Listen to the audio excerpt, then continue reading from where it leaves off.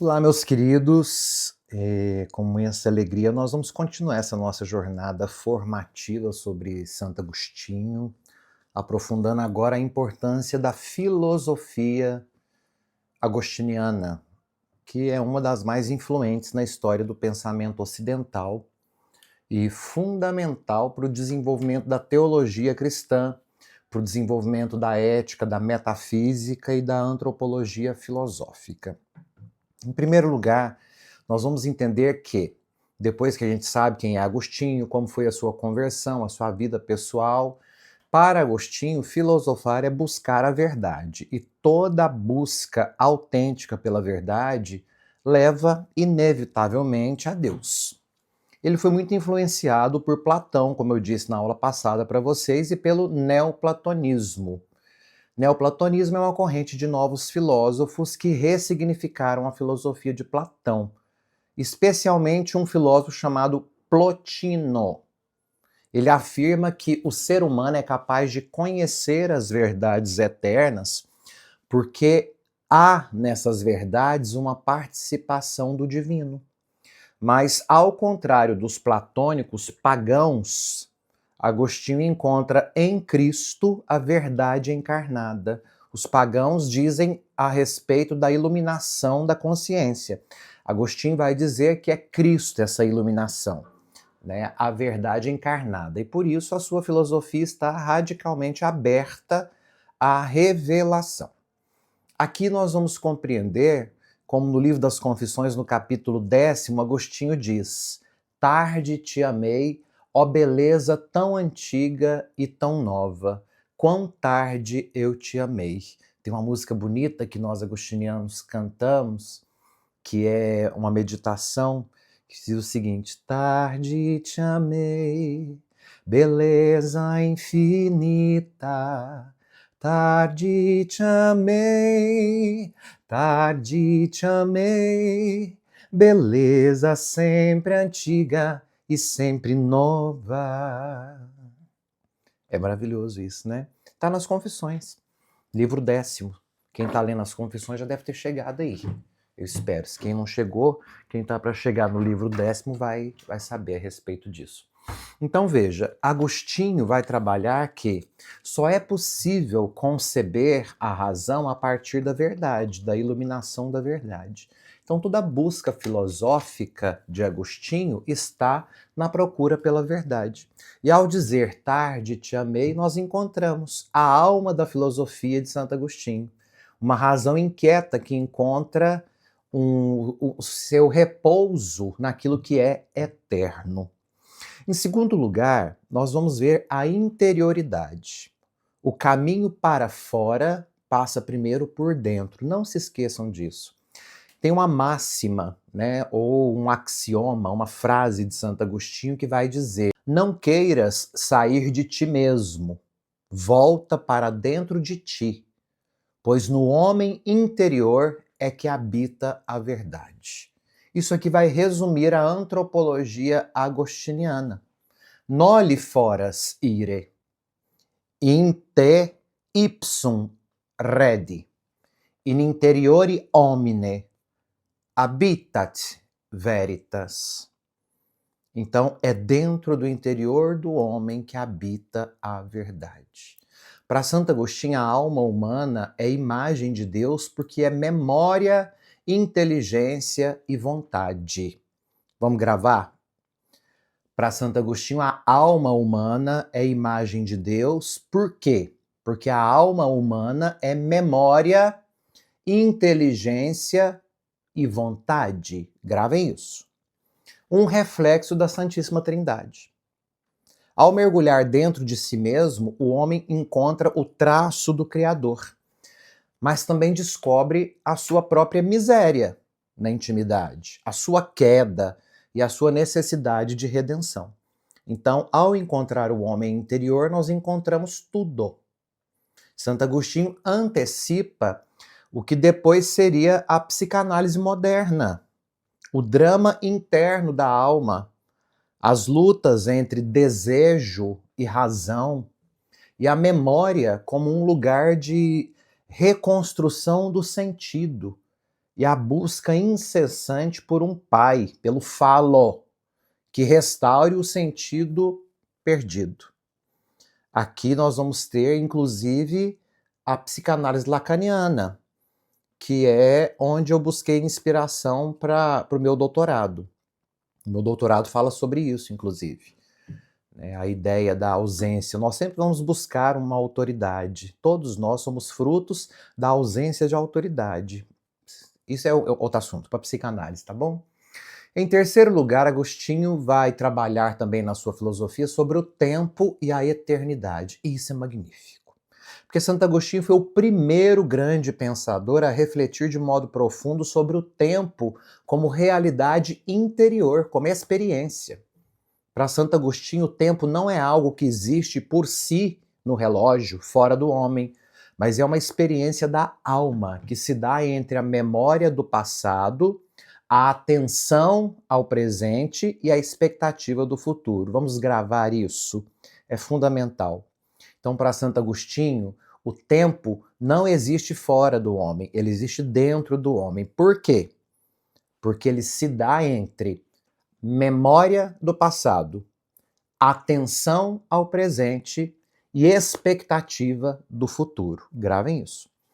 Essa compreensão do tempo como experiência subjetiva antecipa inclusive filósofos modernos como Kant, Husserl, Heidegger. Mas ao contrário desses filósofos, Santo Agostinho afirma que existe uma eternidade real e absoluta. E é nela que a alma se realiza plenamente. Ou seja, Deus é o eterno presente. Isso é maravilhoso. Deus é o eterno hoje. Deus é o agora. Em quarto lugar, até suspiro, porque eu amo. Em quarto lugar, Santo Agostinho vai trabalhar sobre a liberdade, a graça e o drama do mal. Na filosofia agostiniana, a liberdade humana é um mistério dramático. Nós somos criados para o bem, mas inclinados ao mal. O pecado, para Santo Agostinho, não é uma substância, mas é a privação do bem.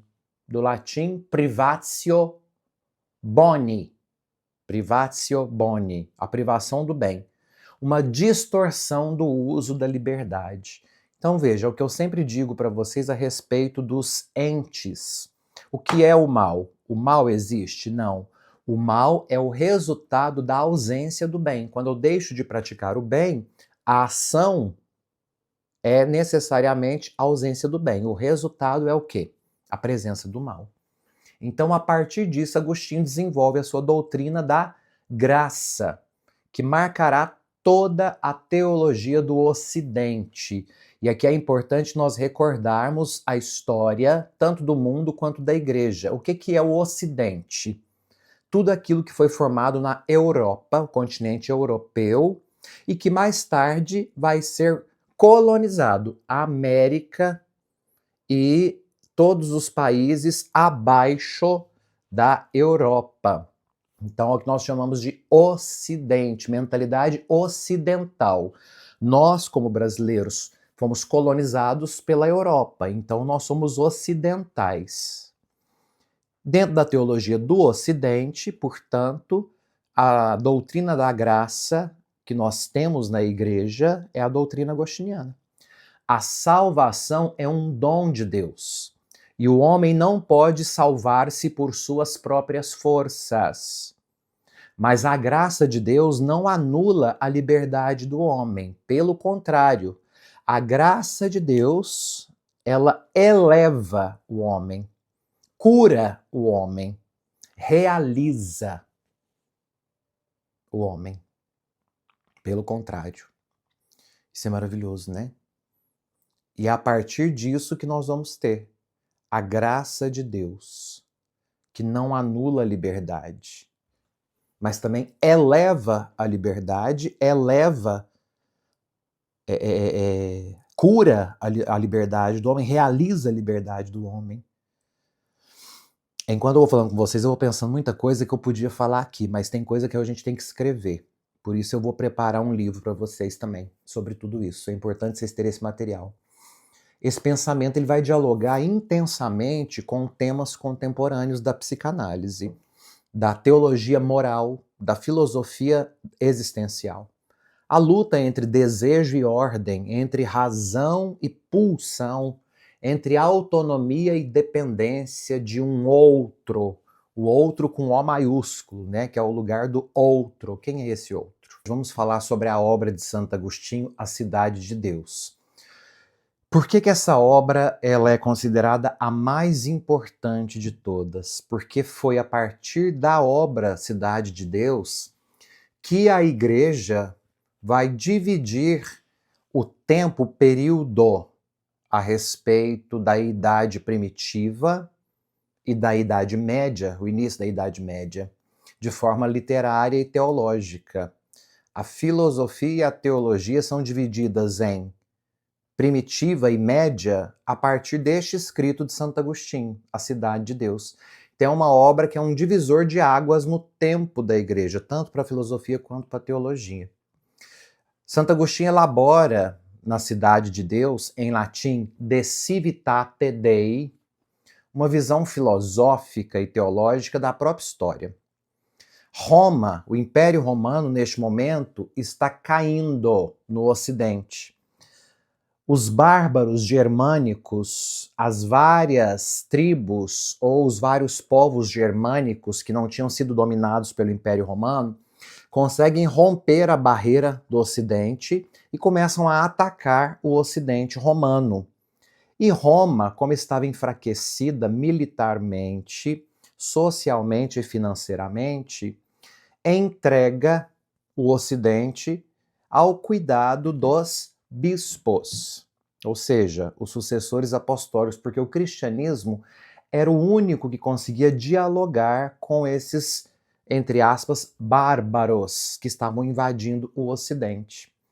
Então, o imperador vai embora de Roma para o Oriente, porque o Oriente tinha paz. O Ocidente é que estava sendo invadido pelas tribos germânicas. Aqui entram bárbaros, anglos, saxões, visigodos, ostrogodos, os próprios godos e outros povos que a gente pode depois, inclusive... Eu vou fazer isso, eu vou escrever sobre esses povos no livro, que eu vou disponibilizar para vocês.